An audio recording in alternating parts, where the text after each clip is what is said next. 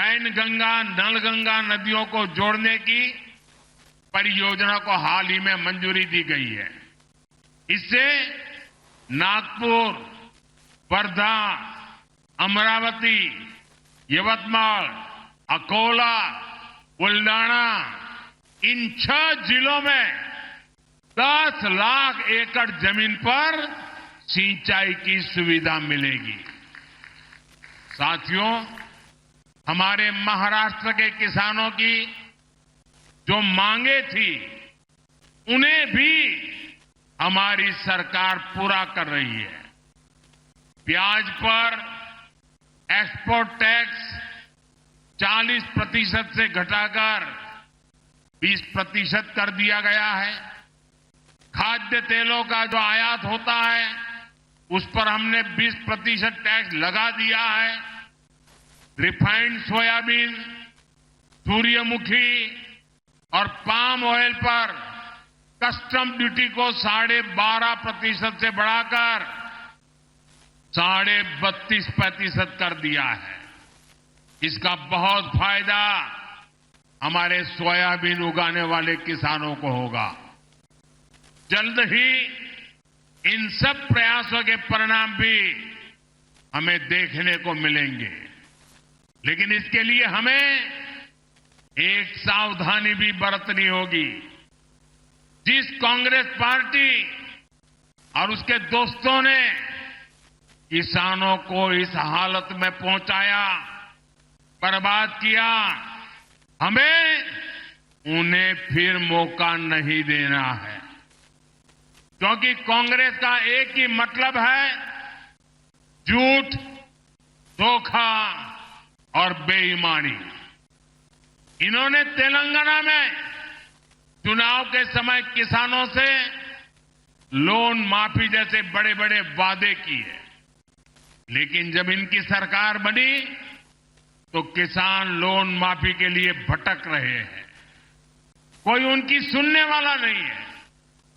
महाराष्ट्र में हमें इनकी धोखेबाजी से बचकर रहना है। साथियों, आज जो कांग्रेस हम देख रहे हैं ये वो कांग्रेस नहीं है जिससे कभी महात्मा गांधी जी जैसे महापुरुष जुड़े थे। आज की कांग्रेस में देशभक्ति की आत्मा दम तोड़ चुकी है। आज की कांग्रेस में नफरत का भूत दाखिल हो गया है। आप देखिए, आज कांग्रेस के लोगों की भाषा, उनकी बोली विदेशी धरती पर जाकर उनके देश विरोधी एजेंडे, समाज को तोड़ना, देश को तोड़ने की बात करना, भारतीय संस्कृति और आस्था का अपमान करना, ये वो कांग्रेस है जिसे टुकड़े टुकड़े गैंग और अर्बन नक्सल के लोग चला रहे हैं। आज देश की सबसे बेईमान और सबसे भ्रष्ट कोई पार्टी है तो वो पार्टी कांग्रेस पार्टी है। देश का सबसे भ्रष्ट परिवार कोई है तो वो कांग्रेस का शाही परिवार है। साथियों, जिस पार्टी में हमारी आस्था और संस्कृति का जरा सा भी सम्मान होगा वो पार्टी कभी गणपति पूजा का विरोध नहीं कर सकती। लेकिन आज की कांग्रेस को गणपति पूजा से भी नफरत है। महाराष्ट्र की धरती गवाह है। आजादी की लड़ाई में लोकमान्य तिलक के नेतृत्व में गणपति उत्सव भारत की एकता का उत्सव बन गया था। गणेश उत्सव में हर समाज, हर वर्ग के लोग एक साथ जुड़ते थे। इसलिए कांग्रेस पार्टी को गणपति पूजा से भी चीड़ है। मैं गणेश पूजन कार्यक्रम में चला गया तो कांग्रेस का तुष्टीकरण का भूत जाग उठा। कांग्रेस गणपति पूजा का विरोध करने लगी। तुष्टीकरण के लिए कांग्रेस कुछ भी कर रही है।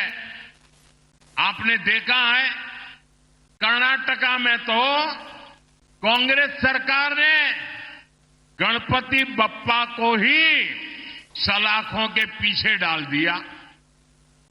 गणपति की जिस मूर्ति की लोग पूजा कर रहे थे उसे पुलिस वैन में कैद करवा दिया। महाराष्ट्र गणपतीची आराधना करीत होता आणि कर्नाटकात गणपतीची मूर्ती पुलिस वैन मध्ये होती। साथियों, पूरा देश गणपति के इस अपमान को देखकर आक्रोशित है।